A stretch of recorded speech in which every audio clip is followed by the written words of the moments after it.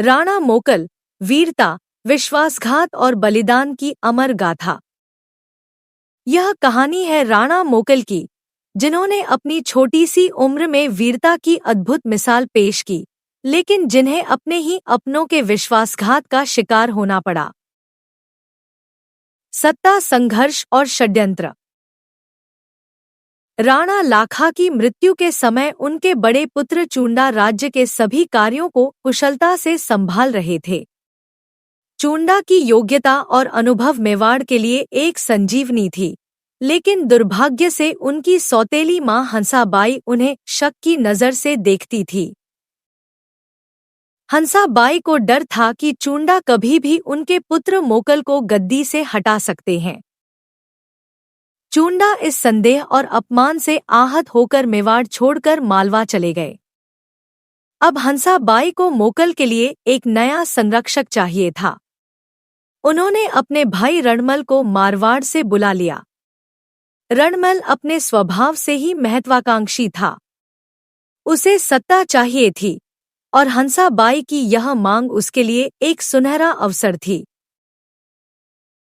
रणमल का वर्चस्व और मेवाड़ में असंतोष।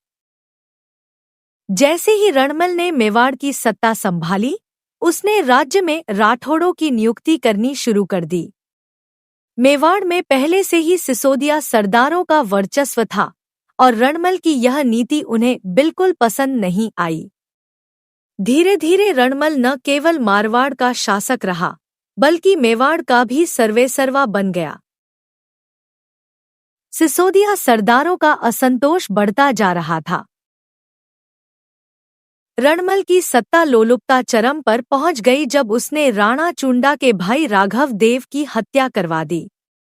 यह हत्या सिसोदिया सरदारों के लिए अंतिम अपमान था। वीरता की पहली परीक्षा 1428 ईस्वी।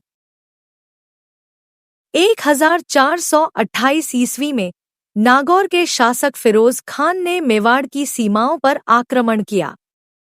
वह गुजरात के सुल्तान अहमद शाह के समर्थन से युद्ध लड़ रहा था। राणा मोकल ने पहली बार अपनी वीरता का परिचय दिया। उन्होंने रणभूमि में अपनी सेना को संगठित किया और रामपुरा के युद्ध में फिरोज खान को करारी शिकस्त दी। यह जीत मेवाड़ के लिए एक बड़ी उपलब्धि थी। लेकिन मोकल सिर्फ एक योद्धा नहीं थे, वे एक धर्मपरायण राजा भी थे। उन्होंने हिंदू परंपराओं को पुनर्स्थापित करने के लिए तुलादान पद्धति लागू की। इसके तहत मंदिरों के लिए सोना चांदी दान किया जाता था। उन्होंने एकलिंगजी मंदिर के परकोटे का निर्माण करवाया और परमारकालीन त्रिभुवन मंदिर का जीर्णोद्धार करवाया, जिसे आगे चलकर समद्वेश्वर मंदिर के नाम से जाना गया। 1433 ईस्वी विश्वासघात और हत्या। 1433 ईस्वी में गुजरात के सुल्तान अहमद शाह ने मेवाड़ पर आक्रमण कर दिया। राणा मोकल ने युद्ध की तैयारी शुरू की और अपनी सेना के साथ झीलवाड़ा की ओर कूच किया। महापा पंवार और कुछ अन्य सिसोदिया सरदार रणमल के अत्याचारों से पहले ही नाराज थे। उन्होंने मोकल के खिलाफ एक षड्यंत्र रचा। महाराणा क्षेत्र सिंह, खेता की खातिन जाति की दासी से जन्मे 2 पुत्र चाचा और मेरा को भी इस षड्यंत्र में शामिल कर लिया गया। जब मोकल अपनी सेना के साथ झीलवाड़ा पहुंचे, तब युद्धभूमि में जाने से पहले ही उनके अपने ही सैनिकों ने उन पर हमला कर दिया और उनकी हत्या कर दी। मेवाड़ के इतिहास में यह एक काला दिन था। इसके बाद एक कहावत प्रसिद्ध हुई, दीवार में आला, खेत में नाला और घर में साला बर्बाद करके ही जाता है। रानी कमलावती का बलिदान। राणा मोकल की मृत्यु के बाद उनकी रानी कमलावती ने हार नहीं मानी।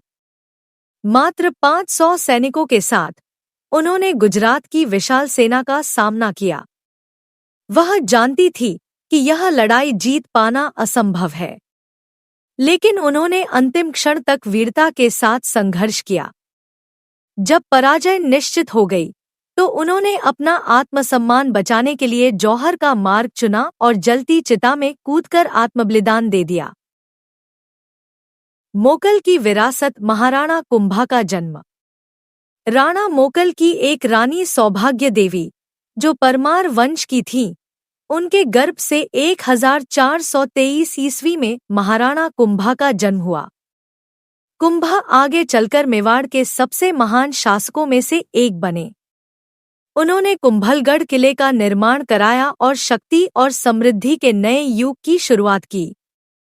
यह सिर्फ राणा मोकल की कहानी नहीं है, यह हमारे राजस्थान की वीरता और बलिदान की पहचान है। अगर आप भी एक सच्चे भारतीय और राजस्थान की इस महान संस्कृति के गर्वीले वारिस हैं, तो चैनल कॉलेज लाइफ को अभी सब्सक्राइब करें। हम वादा करते हैं कि हर वीडियो में आपको अपने गौरवशाली इतिहास की अनसुनी कहानियां सुनने को मिलेंगी। अगर आप राजस्थानी हो तो अपनी संस्कृति और अपने वीर पूर्वजों की कसम खाकर इस चैनल को सब्सक्राइब जरूर करें, क्योंकि यह सिर्फ एक चैनल नहीं, यह राजस्थान के इतिहास को जीवित रखने की जिम्मेदारी है। लाइक और शेयर करके इस गाथा को हर घर तक पहुंचाएं। जय राजस्थान, जय हिंद।